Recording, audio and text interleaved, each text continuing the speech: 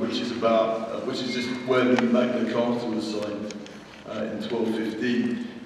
There were supposed to be more of us here tonight, but we had a little logistical issue getting here. So I'm here. Ian is also here, who spends time at the camp. Yeah, what to say? We've lived at Runnymede for about 4.5 months on a piece of land that has been derelict for 6 or 7 years, and it comprises about 60 football pitches of woodland, and this woodland hasn't been managed, so it's overgrown with sycamore trees and ash trees, and it's a very beautiful place, and it's next to the National Trust-owned Runnymede estate, which is where obviously a lot of tourists come to take pictures of the slightly uninspiring Magna Carta monument built by the American Bar Association back in the 50s. Basically, yeah, we lived there, and there's nothing particularly special about us in the sense that we come from a variety of backgrounds. We have a kind of assortment of knowledge between us, and we have since being there, we've built sort of quite small, low-impact structures, and we've dug a well, and so we managed to get fresh drinking water on the site. We also collect our firewood and carry out the day-to-day chores that sustain us. And I guess from hearing George speak,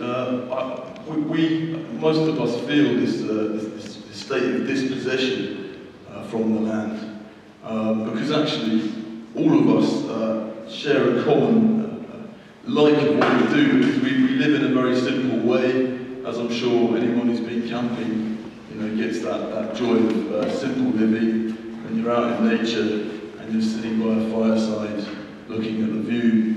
And that's what we all enjoy. We enjoy being together and spending time with one another and doing the things that we need to do to stay alive. And obviously the laws are not so agreeable to that situation. So we've been evicted a few times.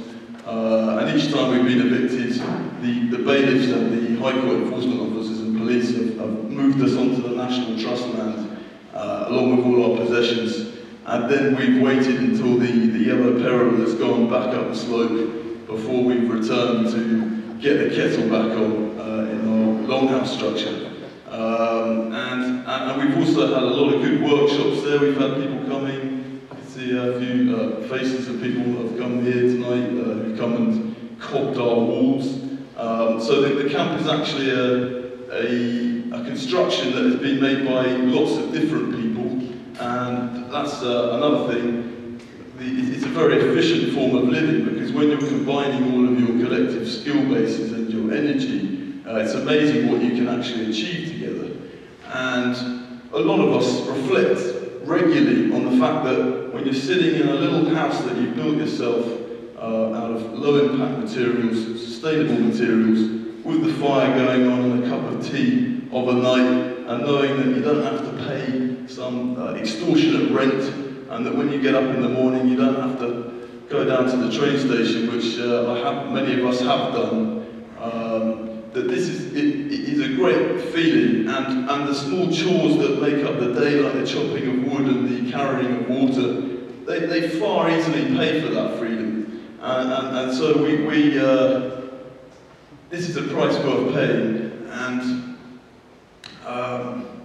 just to say that a lot of us think that there should be much more scope for this in Britain. In Britain there's only a handful of eco-villages, and all of them have had to get permission for their existence by basically going through the legal loopholes of a planning system which only permits sustainable development, i.e. sustainable meaning can be continued forever, and development meaning perpetual economic growth, which is surely an oxymoron if you've ever heard of it. But basically, we think that there is easily sufficient land in the UK for people to live in an ecologically harmonious and sustainable manner. George highlighted earlier our planning system. It's worth saying that the part of the national planning policy framework that relates to being allowed to live on the land only includes agricultural labourers.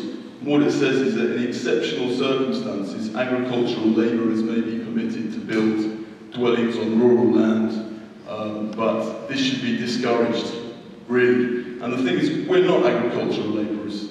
We're human beings, and this is land that we would like to live on. We're not planning to make any money out of the land which we're on. We don't have a business plan.